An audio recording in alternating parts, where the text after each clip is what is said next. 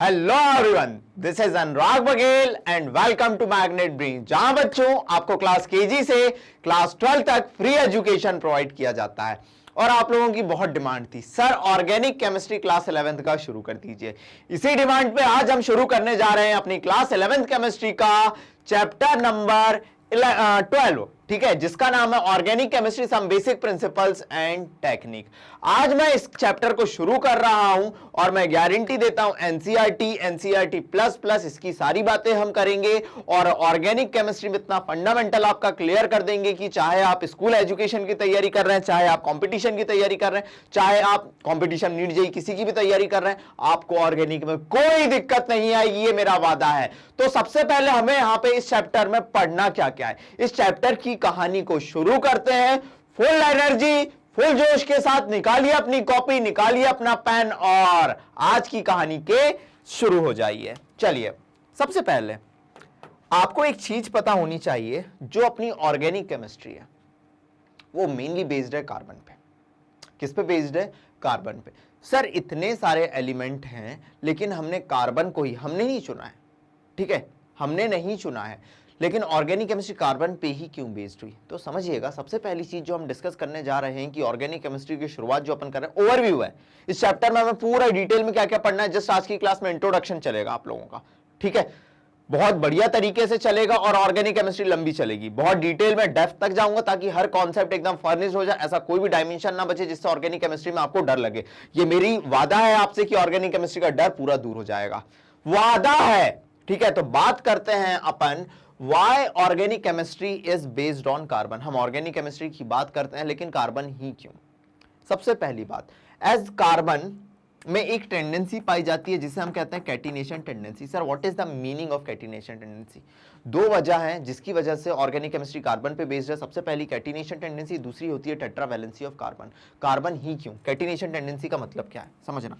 पूरी केमिस्ट्री में जो आपकी कैटिनेशन टेंडेंसी होती है सबसे हाईएस्ट होती है कार्बन की। What is the meaning of catenation tendency का? कैटिनेशन टेंडेंसी का मतलब है tendency of self linking, tendency of self linking, self linking, ठीक है। कार्बन खुद से जुड़ जुड़ के लंबी लंबी चेन बनाने की टेंडेंसी रखता है। मुझे किसी और की जरूरत क्या, मैं तो खुद से ही चेन बनाऊं। What's my name? What's my name? Catenation tendency. Catenation tendency का मतलब है कार्बन खुद ही दूसरे कार्बन एटम से जुड़ के लंबी लंबी लंबी लंबी चेन बनाता है, इसे हम कहते हैं कैटिनेशन टेंडेंसी। दूसरी चीज होती है tetravalency of carbon. Just overview है चैप्टर का, डिटेल में डेप्थ में पढ़ेंगे आने वाले लेक्चर्स में, टेंशन नहीं लेना है, ठीक है, लेकिन सारी चीजें लिखते हुए चलना। टेट्रावैलेंसी ऑफ कार्बन, क्योंकि नोट्स बहुत प्रॉपर बनाना। Tetravalency of carbon, what is the meaning of it? As carbon कौन से ग्रुप का मेंबर है? ग्रुप 14 का मेंबर है, ग्रुप 14 का मेंबर है। ग्रुप 14 का मेंबर है तो कार्बन को अगर आप देखेंगे एटॉमिक नंबर 6, ठीक है, इसके आउटर मोस्ट शेल में 4 इलेक्ट्रॉन होंगे, आउटर मोस्ट शेल में 4 इलेक्ट्रॉन होंगे। देखो 1s2 2s2 2p2, ठीक है सर, s में 2 इलेक्ट्रॉन, p में 2 इलेक्ट्रॉन, p में 2 इलेक्ट्रॉन। इसके वैलेंस शेल में कितने इलेक्ट्रॉन है? 4 इलेक्ट्रॉन। कार्बन मैक्सिमम कितने बॉन्ड बना सकता है? 4 बॉन्ड बना सकता है। इसी वजह से, ठीक है, इसी वजह से जो आपकी ऑर्गेनिक केमिस्ट्री किस पे बेस्ड है? कार्बन पे बेस्ड है। तो दो वजह है जो ऑर्गेनिक केमिस्ट्री को कार्बन पे बेस्ड होने के लिए तत्पर करती है। पहली वजह है कैटिनेशन टेंडेंसी, दूसरी वजह है टेट्रावैलेंसी ऑफ कार्बन। चलिए बढ़ाते हैं आगे। पहले नोट डाउन कर लिया, इतना लिया स्क्रीनशॉट, लिया स्क्रीनशॉट इसका। चलिए देखिएगा, अब बात करते हैं हमें आगे क्या क्या पढ़ना है। हमें आगे क्या क्या पढ़ना है?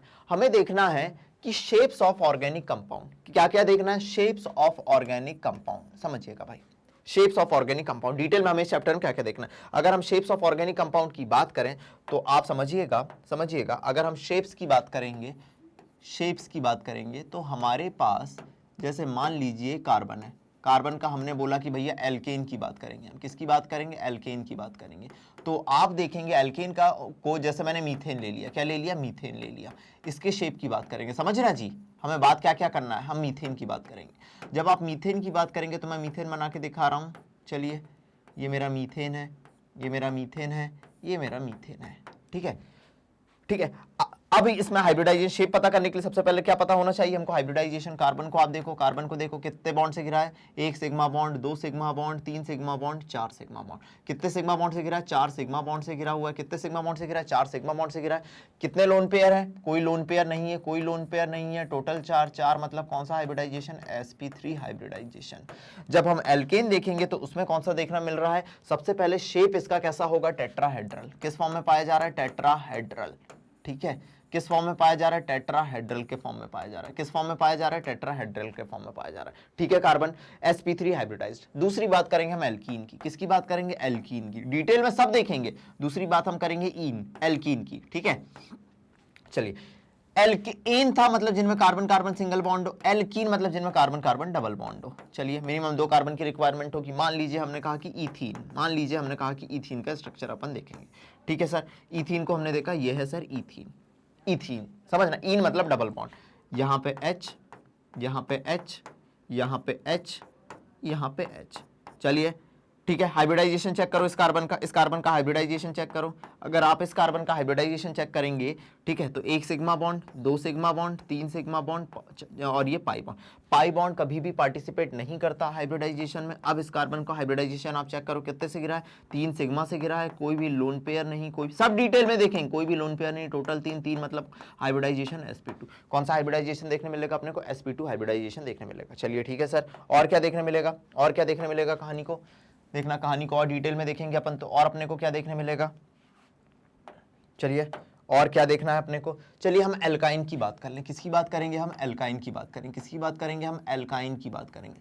जब आप एल्काइन की बात करोगे जिसमें कार्बन कार्बन ट्रिपल बॉन्ड देखने मिलता है, कार्बन कार्बन ट्रिपल बॉन्ड देखने मिलता है। चलिए मान लीजिए ये कि भैया मेरे को मिनिमम 2 कार्बन की रिक्वायरमेंट है, ये एल्काइन बना दिया मैंने। क्या बना दिया, ये मेरा एल्काइन है, मेरा इथाइन। इथाइन ये मेरी क्या है, इथाइन है, जिसे मैं क्या कह सकता हूँ, एसिटिलीन कह सकता हूँ। क्या कह सकता हूँ, एसिटिलीन कह सकता हूँ, एसिटिलीन कह सकता हूँ, एसिटिलीन कह सकता हूँ। चलिए, इसमें आप किसी कार्बन का हाइब्रिडाइजेशन देखेंगे, इसमें अगर आप देख पा रहे होंगे sp2 हाइब्रिडाइजेशन आया। क्या आया, sp2 हाइब्रिडाइजेशन आया। ठीक है, और ये कैसा होता है, प्लेनर होता है, प्लेनर होता है। ठीक है, ये कैसी है ज्योमेट्री, इसमें कैसा शेप देखने मिल रहा है आपको, प्लेनर देखने मिल रहा है। सुनना बहुत इंपॉर्टेंट है, sp2 हाइब्रिडाइजेशन में आपको प्लेनर देखने मिल रहा है। क्या टेट्राहेड्रल जब शेप आएगा sp3 हाइब्रिडाइजेशन में, क्या टेट्राहेड्रल एक प्लेन में होता है, नहीं। ठीक है, एक कार्बन इधर सामने होगा, दूसरा कार्बन पीछे साइड होगा। अभी वेज और डैश स्ट्रक्चर से इसे अपन क्लियर कर लेंगे, सब अपने को डिटेल में देखना है, समझना। अगर आप यहां देखें, अगर आप यहां देखें, इस कार्बन को देखें, 1 सिग्मा और 2 पाई से घिरा है। ठीक है, ये मतलब सर 2 सिग्मा बॉन्ड, हाइब्रिडाइजेशन निकालने का तरीका होता है सिग्मा प्लस लोन पेयर का सम कर दो, 0 लोन पेयर, टोटल दो मतलब कौन सा हाइब्रिडाइजेशन, sp हाइब्रिडाइजेशन आपको देखने मिलता है, देखने मिलता है। ठीक है, sp हाइब्रिडाइजेशन देखने मिलता है। अगर sp हाइब्रिडाइजेशन आपको देखने मिल रहा है तो शेप कैसा आएगा, लीनियर आएगा। कैसा आएगा, लीनियर आएगा। अब एक चीज याद रखना, अब एक चीज याद रखना, यहाँ ये जो मैं कहानी बता रहा हूँ शेप्स ऑफ ऑर्गेनिक कंपाउंड की, इसमें ठीक है हाइब्रिडाइजेशन 2 चीजों पर महत्वपूर्ण भूमिका अदा करता है। एक तो बॉन्ड लेंथ, कार्बन कार्बन के बीच की बॉन्ड लेंथ में महत्वपूर्ण भूमिका अदा करेगा, सब देखेंगे, चिंता नहीं करना। बॉन्ड लेंथ में महत्वपूर्ण भूमिका अदा करेगा।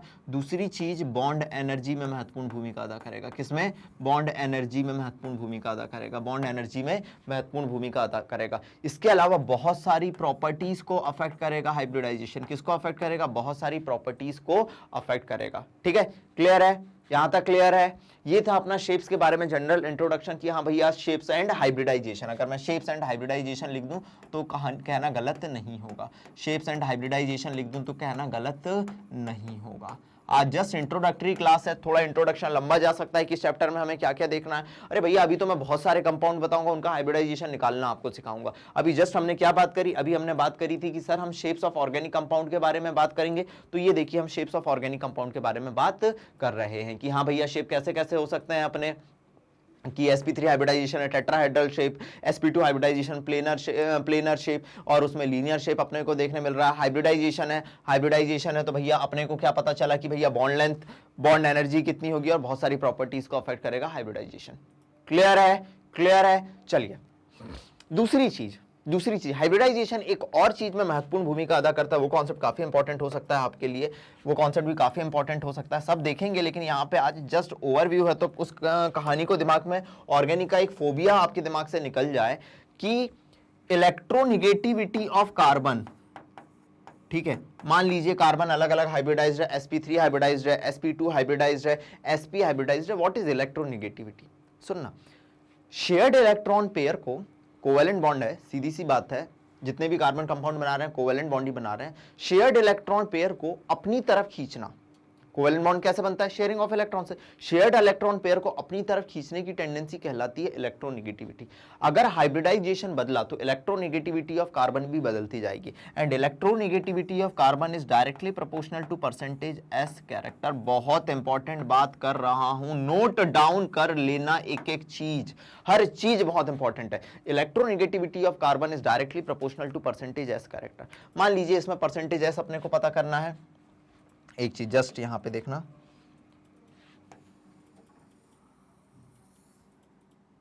ठीक है, मान लीजिए अपने को परसेंटेज एस पता करना है, sp3 है, कार्बन sp3 हाइब्रिडाइज्ड है, परसेंटेज एस अपने को पता करना है, तो भैया एस 1 है, टोटल 4 ऑर्बिटल इंटू 100 कितना आ गया आपका 25% एस कैरेक्टर। मान लीजिए कार्बन sp2 हाइब्रिडाइज्ड है, आपको परसेंटेज एस कैरेक्टर पता करना है, एक एस है, टोटल 3 ऑर्बिटल है, इंटू 100 कितना देखने मिला आपको परसेंटेज एस? 33.3% आपको परसेंटेज एस देखने मिला। मान लीजिए कार्बन sp हाइब्रिडाइज्ड है, आपको परसेंटेज एस कैरेक्टर पता करना है, एक ऑर्बिटल टोटल, एक एस टोटल 2 ऑर्बिटल और इंटू 100 कितना 50%। अब आप देख पा रहे हैं कि जो कार्बन sp हाइब्रिडाइज्ड है, ऐसा कार्बन सबसे ज्यादा इलेक्ट्रोनिगेटिव होता है। तो भैया कार्बन sp सबसे ज्यादा इलेक्ट्रोनिगेटिव, फिर कार्बन sp2 और फिर कार्बन sp3 सबसे ज्यादा इलेक्ट्रोनिगेटिव। ये सारे कॉन्सेप्ट आपको कहीं ना कहीं हेल्प करेंगे, भूलना मत, ये कहीं ना कहीं आपको हेल्प करेंगे, भूलना मत। चलिए सर, कोई दिक्कत नहीं सर, शुरू करा है तो अपन ने इसको डिटेल में देखेंगे। एक एक लेक्चर कंटिन्यूटी के साथ देखते चलना, आप ऑर्गेनिक केमिस्ट्री में मास्टर बन जाएंगे। जीरो से शुरू करूंगा, हीरो बना के आपको ले जाऊंगा। एनसीईआरटी का ऐसा कोई डायमेंशन नहीं बचेगा, एनसीईआरटी में तो बहुत कम दिया हुआ है। इतनी प्रैक्टिस हम करेंगे कि सारे कॉन्सेप्ट क्लियर हो जाए। क्लियर है? क्या शेप्स और हाइब्रिडाइजेशन क्लियर हो गया? ठीक है, हाइब्रिडाइजेशन का भैया इलेक्ट्रोनिगेटिविटी पे कोई फर्क पड़ता है क्या? वो क्लियर कर दिया मैंने। चलो ठीक है सर, थोड़ा डिटेल में देखते चल रहे हैं। ओवरव्यू है, इसको तो और प्रैक्टिस के तौर पे देखेंगे। अलग अलग कार्बन के स्ट्रक्चर दे दूंगा, भैया हाइब्रिडाइजेशन निकाल लो। बहुत सारे स्ट्रक्चर दे दूंगा, हाइब्रिडाइजेशन निकालो। एक एक लेक्चर करके आएंगे ना, एकदम से एक ही दिन में हवा थोड़ी ना उड़ा देंगे। क्लियर है? चलिए, दूसरी चीज हमें क्या पढ़ना है? दूसरी चीज हमें पढ़ना है कंप्लीट, क्या पढ़ना है देखना, कंप्लीट स्ट्रक्चर देखना है, कंडेंस्ड स्ट्रक्चर देखना है, बॉन्ड लाइन स्ट्रक्चर देखना है। What is the meaning of it? Complete structure, condensed structure and bond line structure. चलो इसे भी समझते हैं, इसे भी समझते हैं, इसे भी समझते हैं। ठीक है, मान लीजिए मैं एक साइड लिख रहा हूं, क्या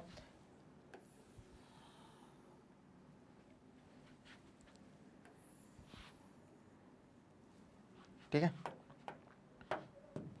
एक साइड लिख रहा हूं मैं कंप्लीट स्ट्रक्चर, एक साइड में लिख रहा हूं कंडेंस्ड स्ट्रक्चर,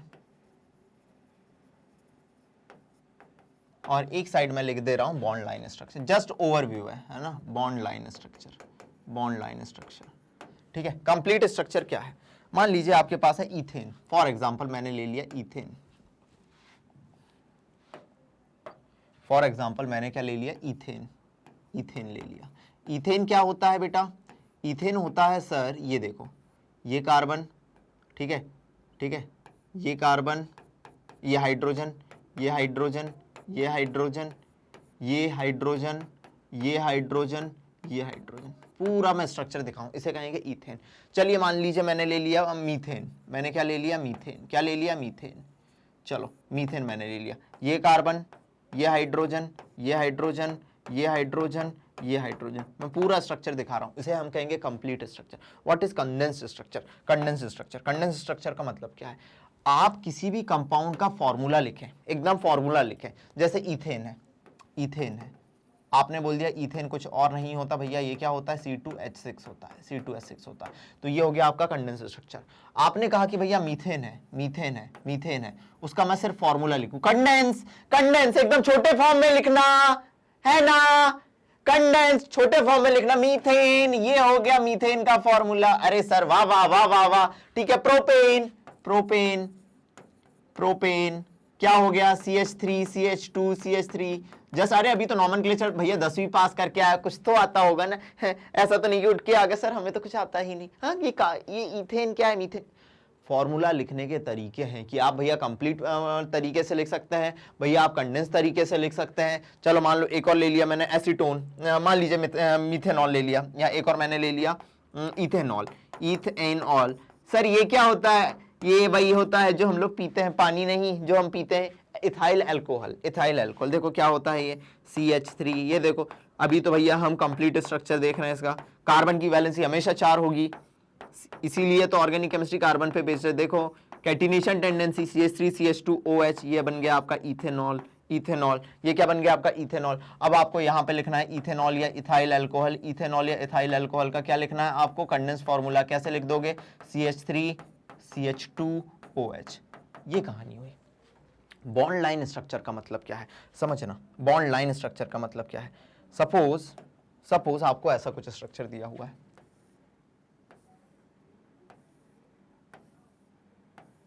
ये ऐसा कुछ स्ट्रक्चर दिया हुआ है, ठीक है। अब इस स्ट्रक्चर में आप देखिएगा ये जो कॉर्नर्स होते हैं क्या होते हैं? ये जो कॉर्नर्स होते हैं क्या होते हैं? ये जो कॉर्नर्स होते हैं, कॉर्नर रिप्रेजेंट करते हैं CH3 को, और ये जो है ये रिप्रेजेंट करता है CH2 को। ये रिप्रेजेंट करता है CH2 को। इसे अगर मैं लिखना चाहूं तो क्या मैं ऐसे लिख सकता हूं? ऐसे लिख सकता हूं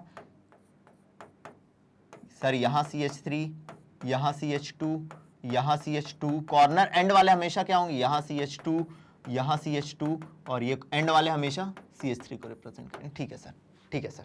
चलो एक और चीज बताता हूं, समझना, एक और चीज बताता हूं। मान लीजिए आपके पास ऐसा कुछ दिया हुआ है, ये और ये। अब ध्यान दीजिएगा, यहां पे कोई कॉर्नर तो है नहीं, तो ये भी कैसा होगा? ये भी CH2 होगा, ये भी CH2 होगा, ये भी CH2 होगा, ये भी CH2 होगा, ये भी CH2 होगा, और ये भी CH2 होगा। ठीक है सर, ठीक है सर, कोई दिक्कत? चलिए एक आपको ऐसा दिया हुआ है, समझना, एक आपको ऐसा दिया हुआ है, एक आपको ऐसा दिया हुआ है, ये ठीक है। यहाँ पे एक ये मारा, ये और ये ऐसा कुछ दिया हुआ। इसका मतलब क्या है? अब देखना, अब यहाँ पे ऐसा नहीं है, दो वाला नहीं है, देखना जी। अब कहानी क्या हुई? अब कुछ कहानी बदल गई। इसका मतलब है ये देखिए, कॉर्नर वाला तो CH3, ये वाला CH2, लेकिन यहां पे भैया CH और एक और जुड़ा हुआ है, और ये कॉर्नर वाला CH3 लगा हुआ है, फिर इधर CH2 हना, फिर इधर CH2, और फिर इधर कॉर्नर वाला CH3। सर एंड वाला तो हमेशा CH3 होता है, लेकिन कार्बन की वैलेंसी कितनी होती है? 4 होती है, हमेशा 4 होती है। 1 2 3 और 1 2 3, और ये हाइड्रोजन चौथी वैलेंसी से जुड़ा हुआ है। ये हुआ आपका कंप्लीट स्ट्रक्चर, कंडेंस स्ट्रक्चर और बॉन्ड लाइन स्ट्रक्चर। इनके बारे में हमें पढ़ना है, इनके बारे में हमें पढ़ना है, इनके बारे में हमें पढ़ना है। क्लियर है? समझते जा रहे हो ना? ओवरव्यू में सब कुछ मैं आपको क्लियर कर दूंगा कि इस चैप्टर में हमें क्या क्या देखना है, इस चैप्टर में हमें क्या क्या देखना है, आगे आने वाली कहानी क्या क्या किस किस चीज पे बेस्ड होगी। पूरा दिमाग में ऑर्गेनिक केमिस्ट्री ऐसी घूम जानी चाहिए। डर है पूरा इस क्लास में निकाल दो, आने वाले लेक्चर में तो डर बचे ना। जो डर है इस क्लास में रखो, निकाल दो बाहर। चलिए ठीक है सर, चलिए ठीक है सर, इसको अपन देख लेंगे। अगली कहानी हमें और क्या क्या देखना है? 3 dimensional representation of organic compound, जैसे वेज और डैश स्ट्रक्चर। क्या देखना है? 3 dimensional representation of organic compound, जैसे वेज और डैश स्ट्रक्चर। फॉर एग्जांपल मैंने एक ये लिया हुआ है, ठीक है। ये जो कार्बन सीधी लाइन से बने हुए हैं, समझना, 3 डायमेंशनल रिप्रेजेंटेशन अगर हम करते हैं वेज और डैश स्ट्रक्चर के फॉर्म में, ठीक है, तो ये प्लेन ऑफ पेपर पे, ये hydrogen carbon hydrogen bond plane of paper पे है, प्लेन ऑफ पेपर पे है। ये carbon hydrogen bond plane of paper पे है, प्लेन ऑफ पेपर पे है, प्लेन ऑफ पेपर पे है, प्लेन ऑफ पेपर पे है। अब ध्यान दीजिएगा, ये जो मोटी डंडी से दिख रहा है, इसे हम कहते हैं वेज स्ट्रक्चर। क्या कहते हैं? वेज स्ट्रक्चर, ठीक है। ये टुवर्ड्स द ऑब्जर्वर, इधर देखो, ये देखो मैं हूं ना, टुवर्ड्स द ऑब्जर्वर। ये किसको दिखाता है? ये दिखाता है towards the observer, towards the observer.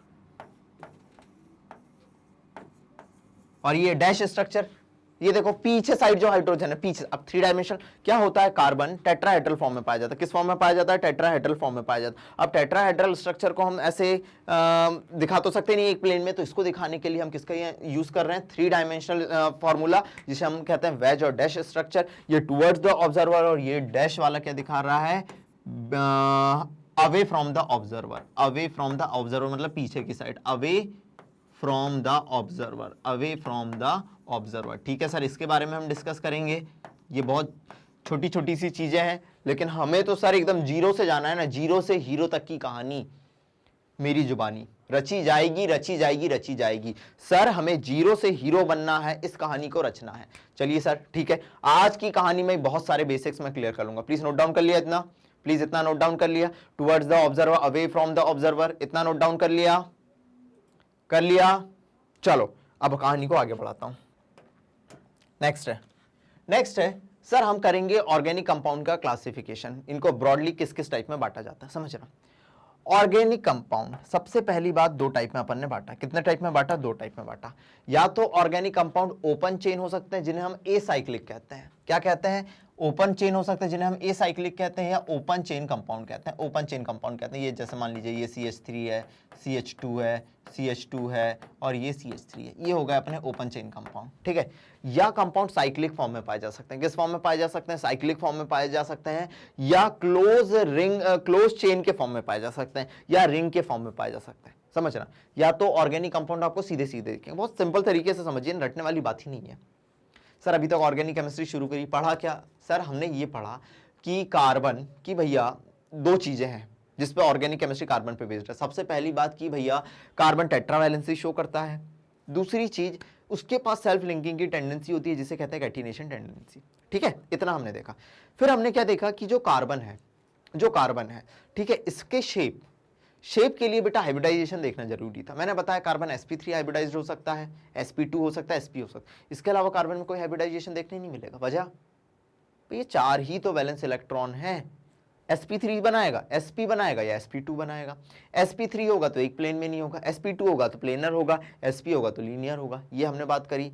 फिर सर अगर हमें 3 डायमेंशनल मॉडल बताना है किसी कंपाउंड का तो हम वेजो डैश स्ट्रक्चर का यूज करेंगे। क्लियर है कि भैया जो प्लेन में है उसको तो अपन सिंपल लाइन से दिखा देंगे, जो अवे फ्रॉम द ऑब्जर्वर और अवे फ्रॉम द ऑब्जर्वर और टुवर्ड्स द ऑब्जर्वर उसको अपन दिखा देंगे। फिर हमने कहा कि सर ऑर्गेनिक कंपाउंड में हमको पढ़ना क्या क्या है। ऑर्गेनिक कंपाउंड या तो एसाइक्लिक या ओपन चेन कंपाउंड हो सकता है, ओपन चेन कंपाउंड हो सकता है, या साइक्लिक कंपाउंड हो सकते हैं, क्लोज चेन कंपाउंड हो सकते हैं, या रिंग कंपाउंड हो सकते हैं। अब कहानी में ये समझने वाली बात है, जो भी आपको ऑर्गेनिक कंपाउंड साइक्लिक दिखेंगे या क्लोज चेन कंपाउंड दिखेंगे या रिंग कंपाउंड दिखेंगे, हम पढ़ना क्या है समझना। तो उसमें हम या तो बोलें कि भैया सेम मतलब सिर्फ कार्बन ही कार्बन का बना हुआ है तो उसे होमोसाइक्लिक कार्बनिक कंपाउंड या कार्बोसाइक्लिक कंपाउंड कहते हैं। सिर्फ कार्बन का बना हो तो उसे हम कहेंगे होमोसाइक्लिक कंपाउंड या कार्बोसाइक्लिक कंपाउंड। ये भी दो तरीके के हो सकते हैं। ये हो सकते हैं एलिसाइक्लिक कंपाउंड। याद रखना, एलिसाइक्लिक कंपाउंड का मतलब है कि भैया उनमें रेजोनेंस ना हो, ये देखिए एलिसाइक्लिक कंपाउंड, साइक्लिक तो है लेकिन नो रेजोनेंस, नो कॉन्जुगेशन, ये एलिसाइक्लिक कंपाउंड। ठीक है, ये एलिसाइक्लिक कंपाउंड, ये एलिसाइक्लिक कंपाउंड, ठीक है, ये एलिसाइक्लिक कंपाउंड, उनमें रेजोनेंस ना हो।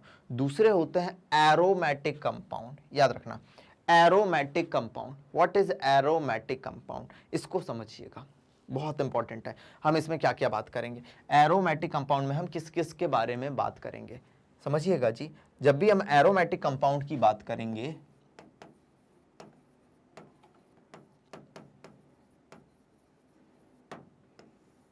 ठीक है, तो एरोमेटिक कंपाउंड वो होते हैं जो कि किसको फॉलो करते हैं? हकल रूल को फॉलो करते हैं, हकल रूल को फॉलो करते हैं। Sir what is हकल rule? सबसे पहली बात, हकल रूल कहता है, पाई इलेक्ट्रॉन के बारे में अपन ने पढ़ा ना, ठीक है, हकल रूल कहता है कि अगर आपके पास 4n+2 पाई इलेक्ट्रॉन हैं, कितने पाई इलेक्ट्रॉन है? 4n+2 pi electron. कितने pi electron? 4n+2 pi electron है। कितने हैं जी? 4n+2 पाई इलेक्ट्रॉन है। तो मैं हकल रूल को फॉलो करूंगा और मैं एरोमेटिक कंपाउंड हूं। क्या बस ये हकल रूल को फॉलो करते हैं? नहीं, इसके अलावा कंपाउंड कैसा होना चाहिए? प्लेनर होना चाहिए। इसके अलावा कंपाउंड कैसा होना चाहिए? प्लेनर होना चाहिए। इसके अलावा कंपाउंड कैसा होना चाहिए? साइक्लिक होना चाहिए। इसके अलावा कंपाउंड कैसा होना चाहिए? साइक्लिक होना चाहिए। एरोमेटिक कंपाउंड हकल रूल को फॉलो करता है, प्लेनर होना चाहिए, साइक्लिक होना चाहिए, और इस कंपाउंड में रेजोनेंस होना चाहिए, रेजोनेंस होना चाहिए। रेजोनेंस का मतलब क्या है बताएंगे? Double single double bond, double single positive charge, double single negative charge, वो सारे कंपाउंड कहलाते हैं aromatic. What is the meaning of 4n+2 pi electron? समझना।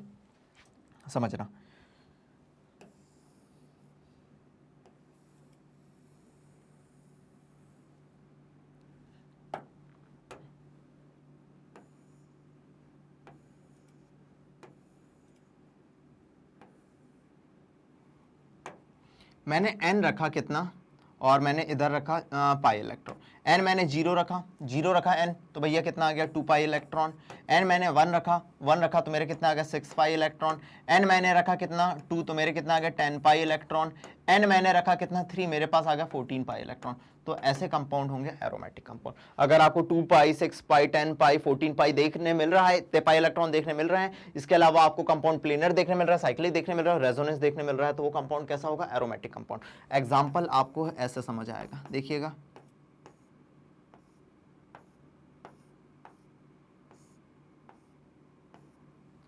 ये क्या कंपाउंड प्लेनर है, यस सर प्लेनर है, ठीक है। क्या कंपाउंड में रेजोनेंस साइक्लिक है, यस सर साइक्लिक है। क्या कंपाउंड में रेजोनेंस है, double single double single double, resonance भी है। अरे रेजोनेंस के बारे में केमिकल बॉन्डिंग में ही पढ़ा है ना डिटेल में, ठीक है सर। अब पाई इलेक्ट्रॉन गिनो, एक बॉन्ड में 2 इलेक्ट्रॉन, 2 2 4 2 6, कितने 6 पाई इलेक्ट्रॉन देखने मिल रहे हैं, 6 पाई इलेक्ट्रॉन देखने मिल रहे हैं, यस सर। ये मतलब बेंजीन कंपाउंड है और ये एरोमेटिक नेचर का है। कैसा है, एरोमेटिक नेचर का है। लॉजिक सुनना, this is aromatic in nature. सब मैं बताऊंगा, लेकिन जस्ट थोड़ा ओवरव्यू तो दे दूं यार। इसको देखो, ये बेंजीन के अलावा ये क्या होता है,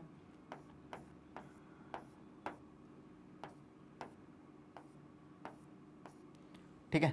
double single double single double single double single double, this is naphthalene. Naphthalene balls आपने सुनी होंगी, नेप्थलीन बॉल्स आपने सुनी। कितने पाई इलेक्ट्रॉन गिनो। क्या रेजोनेंस है, यस सर। प्लेनर है, yes sir. 2 pi electron, 2 2 4 5 6 7 8 9 10, 10 pi electron. कितने, 10 पाई इलेक्ट्रॉन। कितने हैं, 10 पाई इलेक्ट्रॉन। मतलब कंपाउंड कैसा होगा, एरोमेटिक नेचर का होगा। कैसा होगा, एरोमेटिक नेचर का होगा। क्लियर है, कोई दिक्कत, क्लियर है, कोई दिक्कत। तो मतलब एरोमेटिक कंपाउंड हमको पता चल गया सर कौन कौन से होते हैं। सबसे पहले सर हमें ये पता चल गया एरोमेटिक कंपाउंड कौन से होते हैं, बेंजीनोइड कंपाउंड। बेंजीनोइड कंपाउंड में हमने कौन कौन से देख लिए, बेंजीनोइड कंपाउंड में हमने देख लिए कि भैया जिनके पास बेंजीन रिंग हो। दूसरा, एरोमेटिक कंपाउंड के लिए हमारे पास कंडीशन क्या होनी चाहिए, हमारे पास कंडीशन कौन सी होनी चाहिए भैया, कि वो किसको फॉलो करना चाहिए, हकल रूल को फॉलो करना चाहिए, प्लेनर होना चाहिए, साइक्लिक होना चाहिए और रेजोनेंस को फॉलो करना चाहिए, ठीक है सर। ये कंडीशन हमने देख ली। नॉन बेंजीनोइड कंपाउंड मतलब जिसमें बेंजीन रिंग ना हो, ऐसे। इस पूरी कहानी में हमको देखना है किसको, इस पूरी कहानी को हमको देखना है, ठीक है। तो आप पहले इसे नोट डाउन कर लिया, ठीक है। तो पहले इस चार्ट को एक बार नोट डाउन कर लो, फिर कहानी को अपन आगे बढ़ाते हैं। चलिए अब एक थोड़ा सा हेट्रोसाइक्लिक कंपाउंड के बारे में जान लो। हेट्रोसाइक्लिक कंपाउंड में कार्बन के अलावा भी कोई दूसरे एलिमेंट पाए जाते हैं। जैसे हेट्रोसाइक्लिक कंपाउंड का एक आध एग्जांपल मैं आपको दे दूं, हेट्रोसाइक्लिक कंपाउंड का एक आध एग्जांपल दे दूं मैं। हेटेरोसाइक्लिक कंपाउंड का एक आध एग्जांपल अगर मैं आपके सामने रखूं, तो हेट्रोसाइक्लिक कंपाउंड का एक एग्जांपल मान लीजिए आपके पास है ये ऐसा, दिस इज फ्यूरेन, इसे कहते हैं। कार्बन के अलावा ऑक्सीजन पाया जा रहा है तो this is furan. This is, मान लीजिए यहाँ पे ऐसा सल्फर पाया जा रहा है, इसे हम कहते हैं थायोफीन।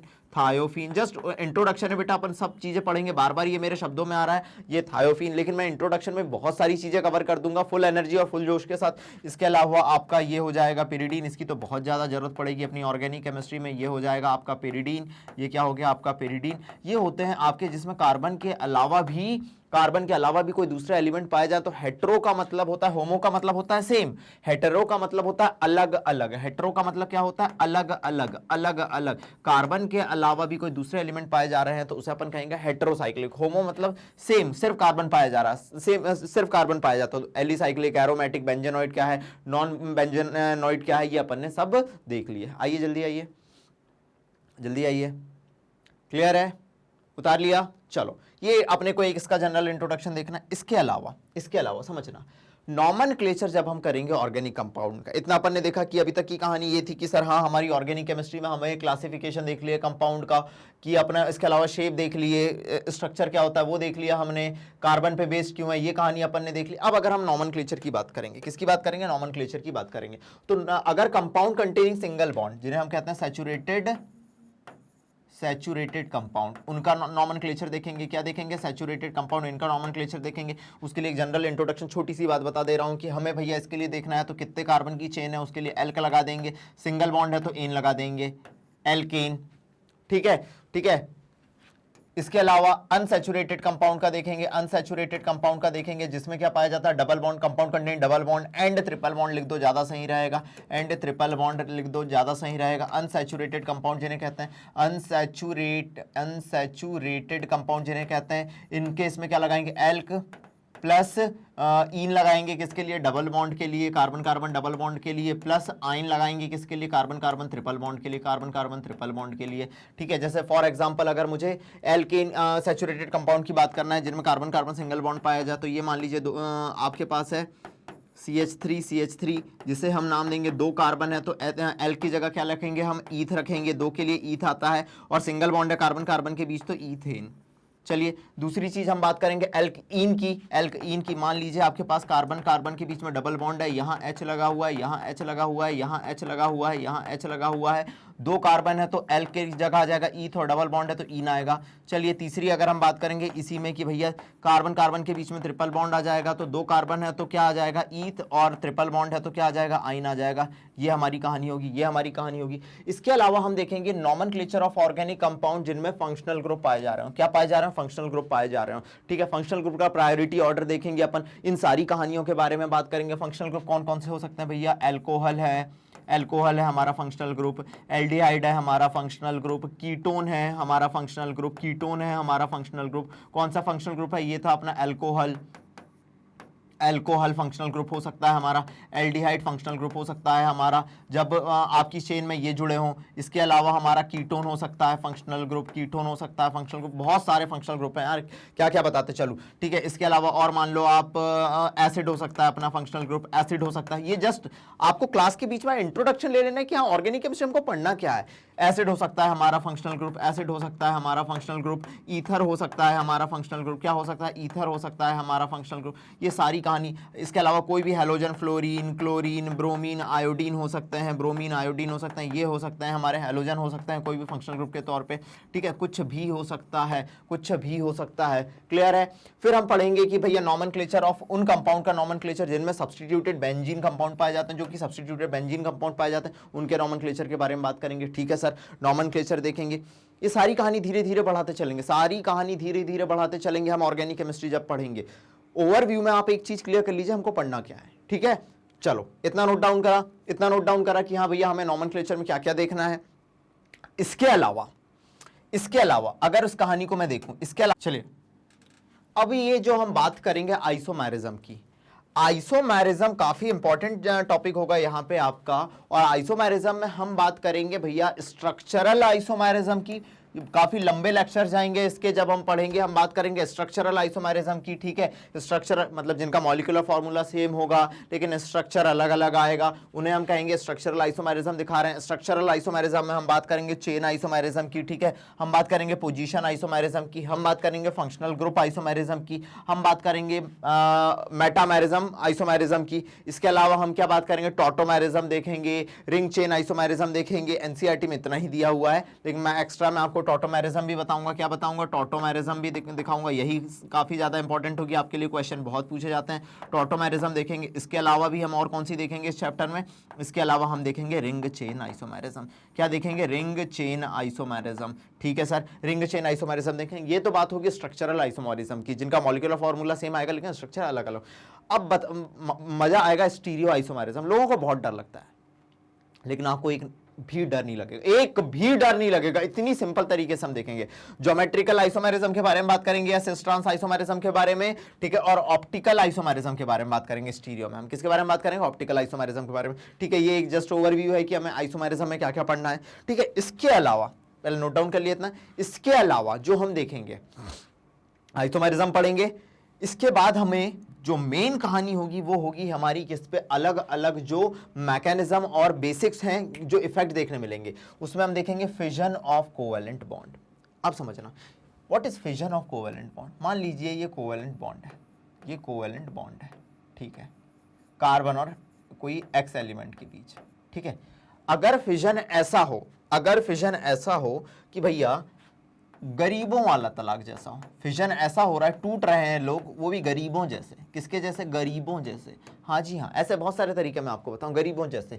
कि एक आदमी था जिसकी इलेक्ट्रोनेगेटिविटी ज्यादा थी, उसने सब कुछ ले लिया और दूसरे आदमी पे सिर्फ पॉजिटिव चार्ज बचा, और एक आदमी ने सब कुछ ले लिया। ठीक है, तो इसे हम बोलेंगे हेट्रोलिटिक फिजन, गरीबों का तलाक या हेट्रोलिटिक फिजन। जो हम बात करेंगे इसे हम बोलेंगे हेट्रोलिटिक फिजन।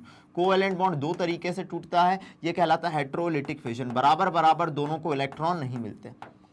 लेकिन दो कार्बन के बीच में ऐसा फिजन हो, मान लीजिए ये कार्बन है, ये कार्बन है, ठीक है, ये बॉन्ड ऐसा है, इसके बीच में ऐसा फिजन हो, ऐसा फिजन हो, ऐसा फिजन हो कि ये बॉन्ड बीच से टूटे, ये बॉन्ड एकदम बीच से टूटे, तो इसे हम कहेंगे होमोलिटिक फिजन। इसे हम क्या कहेंगे? Homolytic fission.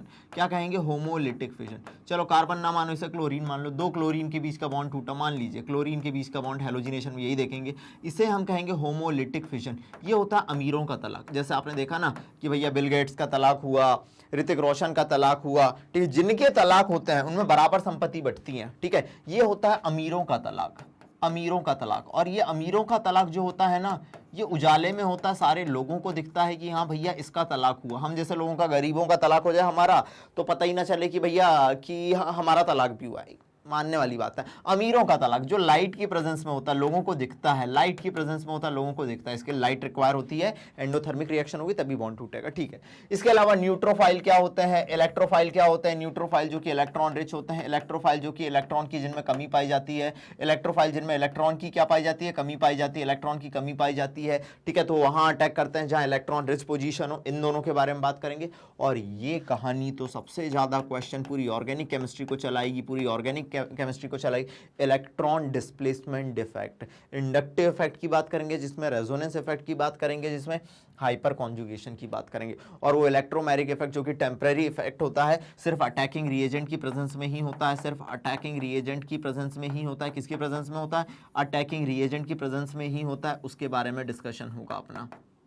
टेम्पररी इफेक्ट होता है, जब तक अटैकिंग रिएजेंट है तब तक काम करेगा, नहीं है तो काम नहीं करेगा। लेकिन ये सारे परमानेंट इफेक्ट होता है। सबसे खतरनाक है रेजोनेंस अपना, फिर हाइपर कॉन्जुगेशन, फिर इंडक्टिव इफेक्ट। इन इफेक्ट के बारे में डिटेल में पढ़ना है हमको। एक लेक्चर नहीं, 4-4, 5-5 लेक्चर में आएंगे और ऑर्गेनिक केमिस्ट्री के लेक्चर पहुंच जाएंगे। आपको हर एक लेक्चर को डिटेल में समझना है, पूरे ओवरव्यू में समझ लो चैप्टर हमें क्या दिखाएगा, ठीक है। क्लियर है? क्लियर है? इतने में कोई डाउट किसी को? नो सर, इतने में कोई डाउट नहीं होना चाहिए, ठीक है। और लास्ट जो चीज होगी वो हमारी होगी ऑर्गेनिक रिएक्शन में, ठीक है, जो मैकेनिज्म आएंगी ऑर्गेनिक रिएक्शन में, जो मैकेनिज्म आएंगी उनके बारे में। उसमें आएगी सबसे पहले सब्स्टिट्यूशनल रिएक्शंस। क्या होती हैं सब्स्टिट्यूशनल रिएक्शन? ऐसा मान लीजिए कि ये कोई कंपाउंड है, मान लीजिए एल्किल हैलाइड है। एल्काइल कोई ग्रुप हो सकता है और हैलाइड है, हैलोजन कोई ग्रुप हो सकता है। कोई आया, इसको ऐसा मत समझिए, अभी तो आज जनरल ओवरव्यू है, ज्यादा कॉम्प्लिकेटेड नहीं करता हूं। मान लीजिए मैं हूं, कोई आया, ठीक है, मुझे हटाया और खुद पढ़ाने लग गया है। बोले ओए हटो अनुराग, हटो, मेरा सब्स्टिट्यूशन कर दिया। उसे नाम देंगे सब्स्टिट्यूशन रिएक्शन। क्या नाम देंगे? Substitution reaction. समझ रहे हो? सब्स्टिट्यूट, वो न्यूक्लियोफाइल भी करा सकता है। अटैकिंग रिएजेंट तो इलेक्ट्रोफाइल और न्यूक्लियोफाइल होता है ना, न्यूक्लियोफिलिक सब्स्टिट्यूशन हो सकता है, इलेक्ट्रोफिलिक सब्स्टिट्यूशन हो सकता है, कोई भी करा सकता है। हम सब्स्टिट्यूशन रिएक्शन की बात करेंगे। सपोज मान लीजिए ये कोई इलेक्ट्रोफाइल है, ये न्यूक्लियोफाइल है, ये आया, इसको हटाया, इसके बदले में ये खुद जुड़ गया, तो इसे हम कहेंगे भैया सब्स्टिट्यूशन रिएक्शन, ठीक है। एडिशन रिएक्शन, वही मैंने कहा, अटैकिंग रिएजेंट इलेक्ट्रोफाइल भी हो सकता है, ठीक है, न्यूक्लियोफाइल भी हो सकता है। Electrophilic addition reaction, nucleophilic addition reaction, ये हमको देखने मिलेगी। इलेक्ट्रोफाइल जिसको इलेक्ट्रॉन से प्यार है, वहां अटैक करेगा जहां इलेक्ट्रॉन रिच पोजीशन देखने मिले। इलेक्ट्रॉन रिच पोजीशन देखने मिले तो इलेक्ट्रोफाइल वहां अटैक करता है जहां इलेक्ट्रॉन रिच पोजीशन देखने मिले, इसलिए इसे कह रहे हैं इलेक्ट्रोफाइल। न्यूक्लियोफाइल वहां अटैक करेगा जहां इसको प्रोटॉन ज्यादा दिखेंगे, वो हो गया न्यूक्लियोफाइल, ठीक है। एडिशन रिएक्शन, इसमें क्या होता है? मान लीजिए मेरे हाथ में भी कुछ भी नहीं है ना, ये मेरे हाथ में कोई नई चीज आई, मान लीजिए तो कुछ भी रखा नहीं है। सपोज मेरे हाथ में ये बॉटल आ गई, ये हो गया, कोई आया, आके मेरे से जुड़ गया, कोई हटेगा नहीं इसमें, ये कहलाता है electrophilic addition reaction. For example अगर मैं कह दूं कि ये मेरे पास है alkene, CH3CH double bond CH2 मान लीजिए, ठीक है, ये है, ठीक है। मान लीजिए मेरा कोई एडिंग मॉलिक्यूल है H पॉजिटिव Br नेगेटिव, ठीक है। ये बॉन्ड ऐसे डिस्प्लेस हुआ, मान लो यहाँ पे नेगेटिव चार्ज आ गया, यहाँ पॉजिटिव आ गया, ये अटैक कर गया, ये यहाँ आके जुड़ा और ये कहाँ आके जुड़ गया, ये यहाँ आके जुड़ गया। सपोज एक एग्जांपल के तौर पे मैंने बताया कोई निकला नहीं है, सिर्फ यहाँ पे आके जुड़ गए हैं, तो भैया ये हो जाती है एडिशन रिएक्शन। क्या हो जाती है? अपनी एडिशन रिएक्शन, ठीक है। चलिए एलिमिनेशन रिएक्शन जो प्रीडोमिनेंटली हमको पढ़नी है, यहाँ पे dehydro halogenation, halogenation, halogenation. Elimination का मतलब क्या होता है? एलिमिनेशन का मतलब होता है जैसे डिहाइड्रोहैलोजिनेशन का मतलब क्या है? हाइड्रोजन भी निकल रहा है और हैलोजन भी निकल रहा है, हैलोजन भी निकल रहा है, तो इसे नाम दिया जाएगा डिहाइड्रोहैलोजिनेशन रिएक्शन। एलिमिनेशन का मतलब है कि भैया देखो सब्स्टिट्यूशन में कोई मेरी जगह आ रहा था, एडिशन में कोई जुड़ रहा था, सब्स्टिट्यूशन। एलिमिनेशन का मतलब क्या? देखो बाहर दिख रहा है कोई आपको? बाहर चला गया कोई बाहर चला गया। अरे कोई दिख रहा है क्या आपको? बोर्ड में कोई दिख रहा है क्या? नहीं ना। एलिमिनेशन में होता है गायब हो जाना। ठीक है, एलिमिनेशन में हम देखेंगे भैया कौन कौन सी। E one reaction, elimination unimolecular, elimination bimolecular, E one CB, elimination conjugated base mechanism, E one CB reaction देखेंगे। दो अपने सिलेबस में, ये उतना डिटेल में नहीं है, फिर भी अपन देख लेंगे इवन सीबी के बारे में डिटेल में। ठीक है, और रीअरेंजमेंट रिएक्शन, चलिए रीअरेंजमेंट होगा किसी मैकेनिज्म के दौरान, उनको देखेंगे। ये टाइप्स ऑफ ऑर्गेनिक रिएक्शन और उनकी मैकेनिज्म के बारे में हमें डिटेल में पढ़ना है। क्लियर है? जीओसी में मैं पूरा पढ़ा दूंगा। सुनो तो मजा क्या आएगा, लॉजिक सुनना आज की क्लास में। जब ये मैं पूरी मैकेनिज्म पढ़ा दूंगा ना, आपकी करीब 50% ऑर्गेनिक केमिस्ट्री यहीं खत्म हो जाएगी। 50% ऑर्गेनिक केमिस्ट्री मैं जीओसी में खत्म कर दूंगा, चाहे 11th की बात करेंगे आप, चाहे 12th की। सिर्फ आपको कुछ मतलब रिएजेंट के नाम याद रखने पड़ेंगे, मैकेनिज्म कहाँ कैसी यूज होगी, बस। नहीं तो 50% कहानी यहीं खत्म हो जाएगी। 50% रे बेटा, 50%। बोल रहा हूं ना, भरोसा रखना, ऑर्गेनिक केमिस्ट्री एकदम मक्खन हो जाएगी आपकी। क्लियर है? चलिए अगली कहानी की अगर हम बात करेंगे, वो छोटा सा है ये टॉपिक, इससे बहुत कम क्वेश्चन पूछे जाते हैं कि भैया techniques for purification, techniques for purification of organic compound. Organic compound का प्यूरिफिकेशन कैसे करेंगे, उसके लिए टेक्निक कौन कौन सी जरूरी होंगी। उसमें हम देखेंगे सब्लिमेशन देखेंगे, क्रिस्टलाइजेशन देखेंगे, डिस्टिलेशन देखेंगे, ठीक है, डिफरेंशियल एक्सट्रैक्शन देखेंगे और क्रोमेटोग्राफी देखेंगे। इनके बारे में हमको डिटेल में पढ़ना है, ठीक है, इस चैप्टर में। और इस तरीके से हम ऑर्गेनिक केमिस्ट्री को प्रोसीड करेंगे। ये हमारा वे होगा, ये पाथ को हम फॉलो करेंगे ऑर्गेनिक केमिस्ट्री के दौरान। तो क्या आप तैयार हैं? कमेंट सेक्शन में ये बताइएगा, क्या आप तैयार हैं? अगर तैयार हैं तो जो मैं हमेशा बात करता हूं, तैयार हैं तो कमेंट सेक्शन में बताइएगा। बोला है, भरोसा रखना, एकदम तहलका मचा देंगे। ठीक है, तो अब मैं आपसे जो कहने जा रहा हूं, जैसे कि हमेशा कहता हूं भैया, मैग्नेट ब्रेन और उसके सारे टीचर्स दिन रात लग के आपके लिए कंटेंट तैयार कर रहे हैं। एकदम देखिए आप कंटेंट कितना क्वालिटी वाला आपके लिए, कि हर चीज एकदम भैया एनसीईआरटी बेस्ड जो बात करते हैं हम पूरी आपके सामने लेके आ रहे हैं। हर चीज को भैया कैसे रिप्रेजेंट करना है वो आप, तो कई बार इतने डेली बेसिस पे वीडियो हो जाते हैं कि भैया आप लोग बोलते हैं कि सर हमें वीडियो मिल नहीं पा रहे। तो कोई दिक्कत नहीं है, मैग्नेट ब्रेन के पास सब सॉल्यूशन है। आप हमारी वेबसाइट पे जाइए www.magnetbrains.com पे। आप जैसे ही जाएंगे आपको इसमें क्लास केजी से क्लास 12 तक की प्रॉपर प्लेलिस्ट मिल जाएगी। जैसे हमने कुछ एनसीईआरटी एग्जाम्पलर कराए हैं, एक्स्ट्रा लर्निंग एक्टिविटीज कराते हैं हम शॉर्ट्स के फॉर्म में आपको, ठीक है, जिसमें भैया हम 1 मिनट में केमिस्ट्री के जितने एक्सेप्शन है, फैक्ट है, उनके बारे में बात करते हैं। कुछ नहीं करना है आपको, सिंगल क्लिक करना है। जैसे मैं 11 12 दोनों पढ़ा रहा हूँ पैरेलली, तो आपको सिंगल क्लिक करना है, मैं आपको पढ़ाता हुआ, और बहुत सारे आपको सब्जेक्ट टीचर्स जो कि सब्जेक्ट में एक्सपर्ट हैं, उनके अलग अलग फोल्डर्स दिख जाएंगे। सब एकदम फ्री में क्वालिटी एजुकेशन प्रोवाइड कर रहे हैं। आपको कुछ और नहीं करना, वॉच नाउ पे जाना है, सिंगल क्लिक करना है और आप देखेंगे चैप्टर्स की प्रॉपर प्लेलिस्ट अरेंज है प्रॉपर तरीके से, 1 2 3 4 5 6 7, और अभी हम 12 कर रहे हैं, ये अपन चैप्टर कर चुके हैं। सिंगल क्लिक मारेंगे, मैं आपको पढ़ाता हुआ दिख जाऊंगा। इस तरीके से बेटा मैग्नेट ब्रेन ऑनलाइन तरीके से एकदम आपको प्रॉपर और फ्री में क्वालिटी एजुकेशन प्रोवाइड कर रहा है। अब अगर आपने ये लेक्चर देख लिया तो आने वाले लेक्चर के लिए तो तैयार ही रहना। इसके अलावा जिन लोगों तक अगर ऑर्गेनिक केमिस्ट्री की ये जो हमने शुरुआत करी आप उन तक पहुंचाना चाहते हैं तो उन तक ये वीडियोस को शेयर करिए, ठीक है। अगर आप चैनल में नए हैं, आपको मजा आ जाने वाला है आप कंटेंट को देख के, तो चैनल को सब्सक्राइब कर दीजिएगा और उसके बाद अल्टीमेटली वीडियो लाइक कर दीजिए अगर आपको पसंद आ रहा है। नहीं तो कोई बात ही नहीं, सीधी सी बात, हम तो मेहनत कर रहे हैं, लाइक की बात मैं नहीं करता हूं। लेकिन जिन लोगों को इसकी फ्री एजुकेशन का ये जो हमने रिवोल्यूशन और मोटो हमारा है, ये हमने शुरू करा, उन तक ये जरूर पहुंचाएं। इसी के साथ मैं आज की कहानी को खत्म करता हूं। मुझे कमेंट सेक्शन में बताना आज की कहानी कैसी लगी, ठीक है। मिलते हैं अगले लेक्चर में। Thank you so much.